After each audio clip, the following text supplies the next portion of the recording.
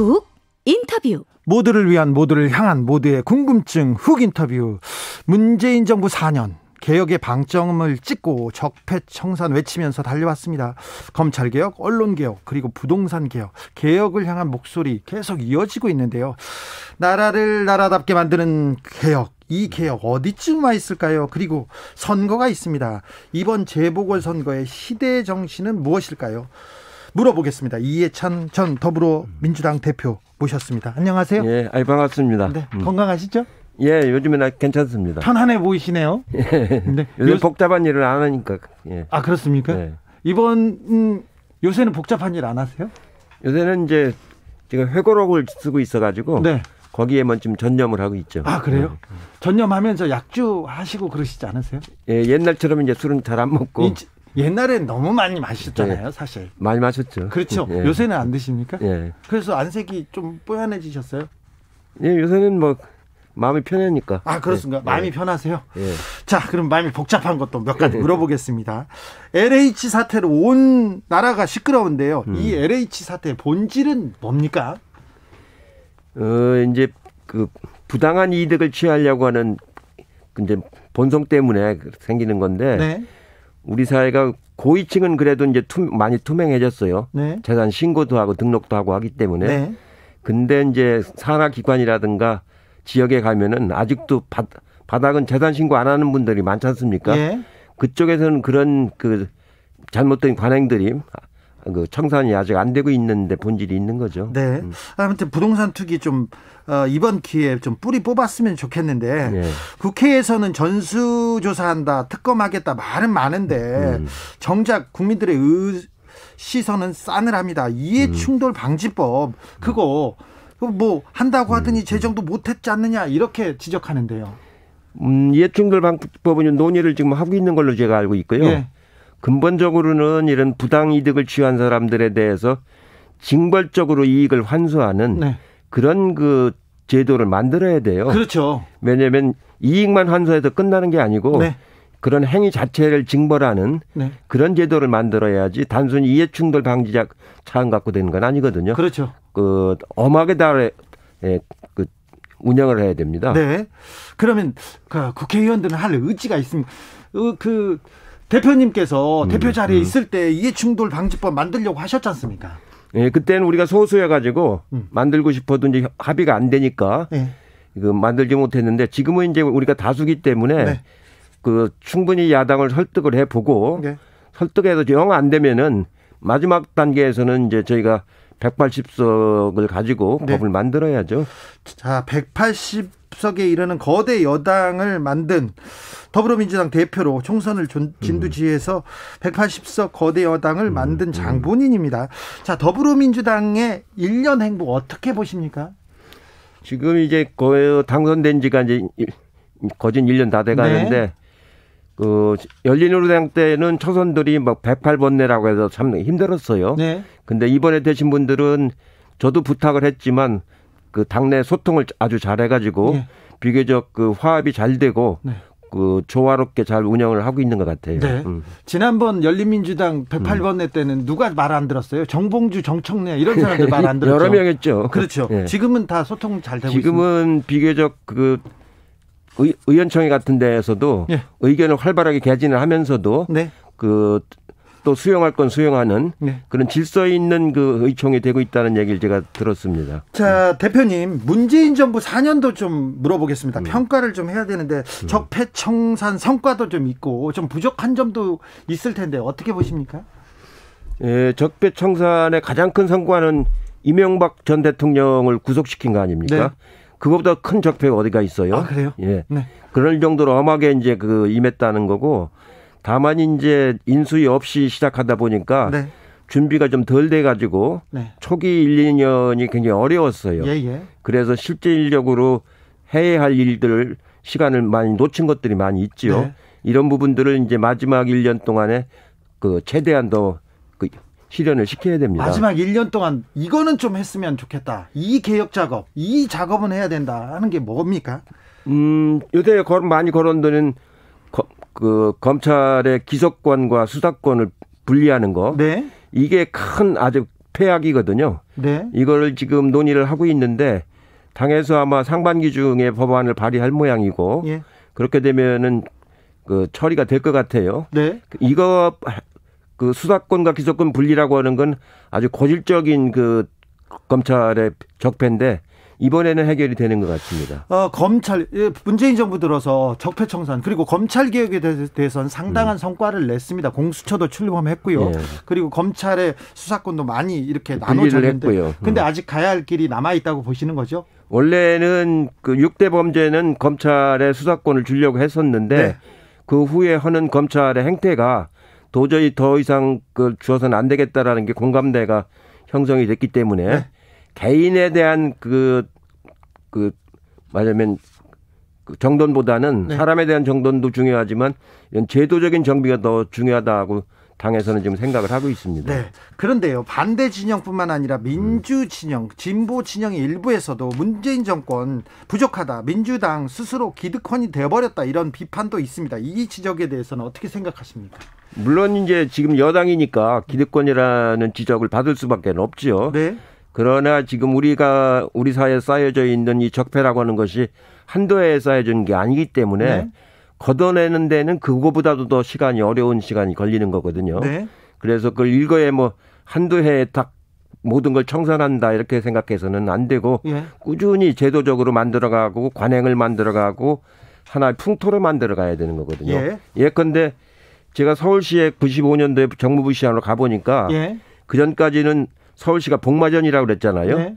근데 민선 시대가 되고 임기가 보장이 되니까 네. 서울시가 변하기 시작을 해요. 네.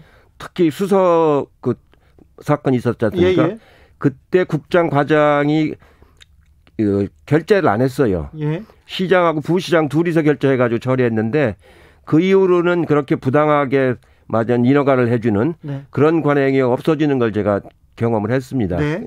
아마 그런 큰 사건을 계기로 해서 그런 새로운 적폐들을 청산해 나가는 좋은 제도를 만들어 나가야 됩니다. 서울시 정무부시장 했을 때가 몇 살 때쯤입니까? 43살 때입니다. 43살 1995년도니까 네. 처음으로 우리나라 지방자치제를 해가지고 민선을 뽑을 때입니다. 네. 예. 그리고 몇 살 때 총리하셨죠? 52살입니다. 그래요? 예. 네. 일찍이 많이 하셨어요. 네.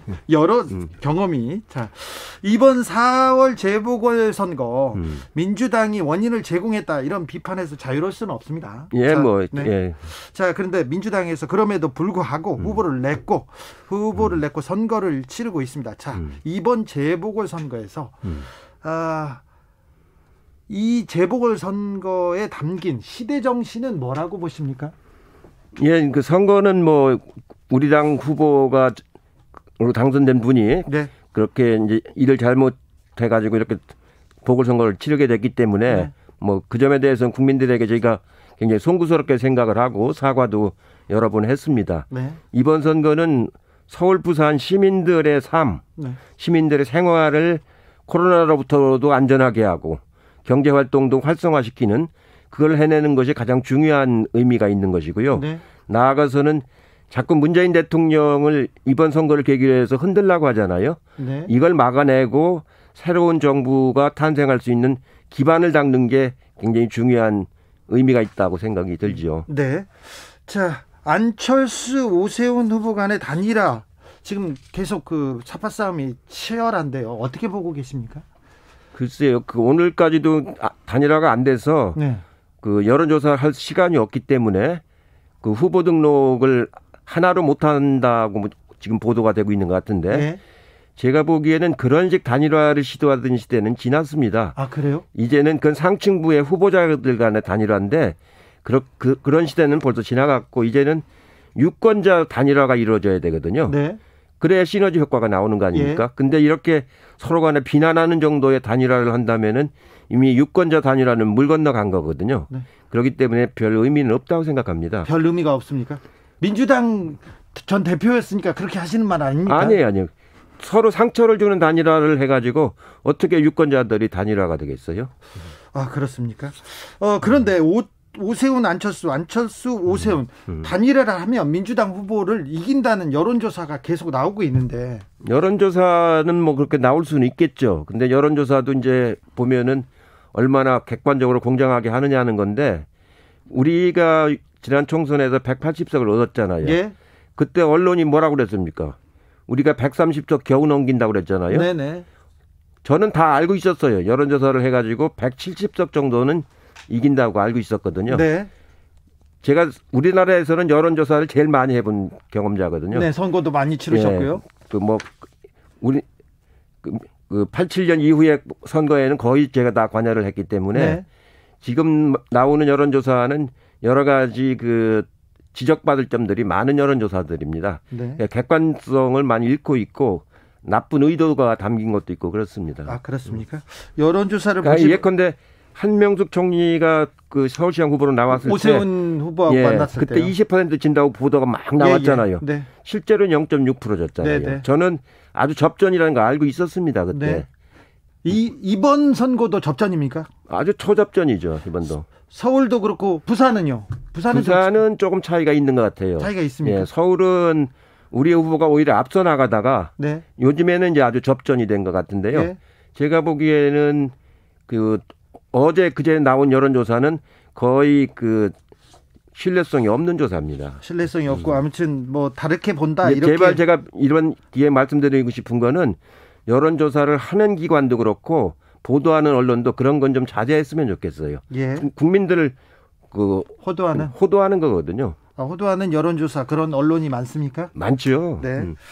알겠습니다. 김종인 비대위원장이 국민의힘에서 지금 비대위원장을 하고 계신데 국민의힘 비대위원장 김종인의 지금 1년은 어떻게 보세요?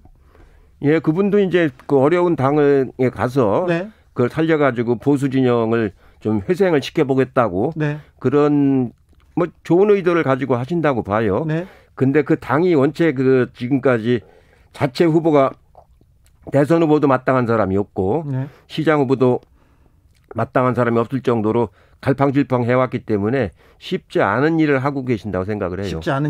쉽지 않은 일을 잘하고 계신가요? 애는 쓰시는데 네. 성과는 어떨지 모르겠어요. 아, 그래요? 애는 쓰신다. 대선 구도에 대해서도 조금만 물어보겠습니다. 제가 대표님 보면 이것저것 물어보고 싶은 게 많아서요. 좀 물어보겠습니다. 자, 이번 대선 구도 여론조사가 다 맞다고는 볼 수 없을지라도 윤석열의 상승세는 확실한 것 같습니다. 이 윤석열 현상에 대해서는 어떻게 보시는지요? 이제 대선 후보가 되려면 발광체가 돼야 되거든요. 네. 스스로 이제 뿌리를 내려서 생명력 있는 발광체가 돼야 호소력도 생기고 국민들도 동의받는 그런 힘이 나오는 건데 반사체가 돼가지고는 그걸 못 끌어갑니다. 발광체가 있을 때만 반사체는 의미가 있는 건데 네. 윤석열 후보는 제가 보기에는 발광체가 아니고 반사체입니다. 그러니까 그건 스스로 커나가지는 못할 것 같습니다. 스스로 크지 못한다. 그런데 윤석열 총장이 검찰총장직을 던지고 나오면 정치권에도 못 나올 것이다. 근데 던지고 나오면 바로 빛은 사그라진다고 얘기했는데 아니 금방 사그라지진 않아요. 아, 그래요? 이제 무언가를 시도를 하겠죠. 상당 기간은 가는데 상당 기간은 안 갈 거고 왜냐면 대선이 얼마 안 남았기 때문에 뭔가 시도를 할 텐데 제가 보기에는 당을 만들고 대선 후보를 만든다는 것이 그렇게 녹록한 일이 아니거든요. 그래서 제가 보기엔 지금까지 보인 윤석열 전 총장이죠. 그분의 언행이라든가 행적 가지고서는 쉽지 않은 일이라고 생각을 해요. 자, 윤석열의 상승세와 더불어서 대선 구도에 이낙연 전 대표의 하락세는 뚜렷해 보입니다. 이거는 어떻게 보시고? 예, 이낙연 전 대표의 하락세는 여론조사상으로도 여러 번 입증이 이제 되는 것 같긴 한데 네. 이번 서울시장 선거 결과에 따라서 다시 반등할 수 있는 모멘텀이 될 수도 있고요. 윤석열 후보가 아니고 전 총장 그분의 경우는 아직 검증을 안 받아봤잖아요. 검증받는 과정에서 현재와 같은 여론조사의 지지도 그걸 유지하기는 결코 쉽지 않을 겁니다. 이재명 경기지사는? 그분은 이제 그동안에 여러 차례 아주 혹독한 검증을 받았지 않습니까? 그러고서 지금 경기지사를 하는 과정에서 얻어지는 그 평가이기 때문에 현재의 그 지지도가 계속 유지될 거라고 보죠. 왜 이해찬 전 대표한테 이해찬 대표한테 모든 선거, 모든 정치에 대해서 다 물어보고 이렇게 감독을 받고 그런 걸로 알고 있습니다. 민주당이나 저 여당 쪽에서는. 그런데요, 왜 이해찬 대통령 소리는 안 나옵니까? 예, 저는 그 2007년도에 한번 시도했다가 네. 아, 이건 내가 할 영역이 아니구나 해가지고 그 후에는 그런 시도를 일차 안 했고 할 역량이 못 돼요. 아니, 근데 이해찬 대통령 이렇게 얘기 안 나오니까 좀 서운하기도 하죠. 그렇진 않아요. 아이, 대표님 괜찮아요. 저는 우리끼리인데. 그 제가 정치한 목적이 예. 우리나라에 좋은 민주적인 국민정당을 만들겠다는 목적으로 정치를 시작을 했기 때문에 예. 좋은 당을 만드는 데 목적이 있지 네. 제가 뭐가 되는 데 목적이 있는 건 아니거든요. 예. 자, 회고록에 담길 내용들이 궁금한데 어떤 부분이 있습니까? 조금만 알려주십시오. 제가 이제 그 유신이 박정희 대통령 때 유신 체제가 들어서면서부터 학생 운동을 해가지고 예. 내년에 이제 그 문재인 대통령이 끝나는 해가 되면 딱 50년입니다. 정치 안 개요? 1972년부터 예. 그 2022년까지 예. 예, 그동안에 있었던 제 경험, 그때 제가 여러 가지 판단한 계기에 그 지금에 돌이켜 보면 어떻게 평가하는가 네. 이런 점들을 가능한 한 중요했던 것들을 중심으로 해서 네. 지금 기록을 하고 있습니다. 현대사를 관통해온 삶인데 벌써 궁금합니다. 0825님께서 시대정신 청빈 제시해봅니다. 관리의 주요 덕목이겠죠. 요즘 드러나는 비리를 보고 있자면 청빈의 가치 뼈저리게 느끼게 됩니다. 부를 취하기 위해서 공무원, 국회의원 등 공적 권력을 취한 자들이 큰 도둑이 되는 현실, 재현되지 않는 세상이 왔으면 좋겠습니다. 이렇게 지적하는데 전형적인 게 저는 오세훈 후보라고 생각을 해요. 저도 서울시에서 근무를 했지만 전결권이 국장한테 있다고 지난번에 말씀하신 네. 것 같은데 그런 전결권은 없습니다. 이해관계가 굉장히 예민한 거기 때문에 네. 부시장한테도 전결권을 잘 안 줘요. 그렇게 큰 택지 개발을 할 때는. 예. 그리고 그거는 그 국토교통부의 허가를 받아야 되는 일이기 때문에 네. 허가는 국장이 가서 받아오는 게 아니에요. 시장이 그 서류로 국토교통부에 제출하고 네. 그 서류에는 시장의 직인이 찍혀야 됩니다. 네. 그렇게 해서 절차를 밟아 나가는데 전결권 때문에 자기는 몰랐다고 하는 그런 거는 안 됩니다. 그런데 그 얘기했지 않습니까? 내가 직을 걸겠다. 누가 그 양심 선언을 한 명이라도 하면 내가 직을 걸겠다고 얘기하는 걸 보면 또 오세훈 후보는 나름대로 자신 있게 얘기합니다. 제가 공직자로서 그런 일을 겪었다면은요. 그게 그 땅을 꼭 풀어야 된다고 생각하면은 그 땅을 풀어서 나오는 개발 이익은 그 시에다가 기부 체납을 했어야 되는 거예요. 아. 그래야 자기가 자기 이해관계를 추구를 안 한 게 되지 않습니까? 네. 자기 이해관계를 추구한 게 되기 때문에 지금 문제가 되는 거잖아요. 네. 그런 공직자로서 특히 서울시장이라는 고위공직자로서는 절대로 해서는 안 되는 일이죠. 네. 재보궐 선거 기간이어서 그런지는 몰라도 지금 여야의 대립이 협력과 공조보다는 항상 대립, 견제, 당리당략 이런 게 계속 되는 것 같습니다. 우리 정치권은 어떻게 가야 될까요? 그래야 어찌해야 국민의 마음을 살 수 있을까요? 우리가 이제 그 오랫동안 그런 그 여야 구도가 타협하는 그 정치를 해본 적이 별로 없거든요. 네. 유럽 같으면은 내각제 국가에서는 어쩔 수 없이 다수가 아니기 때문에 혼자서 다수가 아니기 때문에 타협하는 정치를 할 수밖에 없는 그 정치를 해왔는데 우리는 그런 게 참 경험이 짧아요. 예. 그래서 제 기억으로는 13대 국회 때만 주로 타협을 하는 정치를 했고 그 이후로는 거의 없었던 것 같은데 앞으로도 이 서로 간에 충분히 소통하는 그런 정치를 만들어내는 그런 그 국회가 이제 만들어져야 됩니다. 180석이라는 민주당의 힘이 있기 때문에 타협도 해서 끌고 나가기도 하고 타협도 하고 그럴 수 있을 것 같은데요. 지금 그렇게 하고 있습니다. 그렇게 되고 있습니까? 예, 법안들을 이 단독으로 처리하는 건 가능한 최소화 시키려고 지금 노력을 하고 네. 가능한 합의 처리하는 쪽으로 그 예산 같은 경우는 완전히 합의 처리해서 하고 있지 않습니까? 네. 예. 요즘은 좀 한 발 물러서서 편안하시다고 했는데요. 앞으로 이해찬 대표는 어떤 일을 하게 됩니까? 어떤 어떤 곳에서 어떤 역할을 하게 됩니까? 예, 저는 뭐 이제 현실 정치는 이제 그 마감을 했기 때문에. 마감하셨어요? 예, 마감을 했고. 진짜요? 예, 그러면요. 지난번에 그건 공식적으로 제가 이제 선언을 했고. 예. 앞으로는 이제 다음 정부가 그 잘 들어서서 아까 말씀하신 여러 가지 개혁 과제들 이걸 잘 청산할 수 있도록 뒷바라지하는 일을 하도록 하겠습니다. 여기까지 들을까요? 예, 네. 수고하셨습니다. 지금까지 이해찬 전 더불어민주당 대표였습니다. 감사합니다. 네, 수고하셨습니다. 나비처럼 날아 벌처럼 쏜다.